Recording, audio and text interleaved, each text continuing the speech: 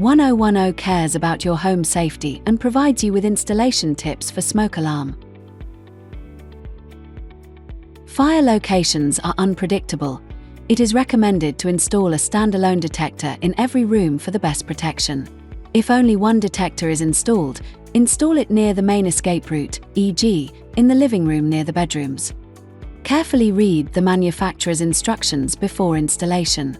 Use screws or adhesive tape to fix the base to the ceiling or a high position on the wall. Attach the device body with batteries installed onto the base. Finally, press the test button to ensure the alarm sounds and functions normally.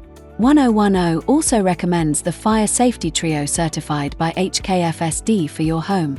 Visit any 1010 Agentic AI store to learn more.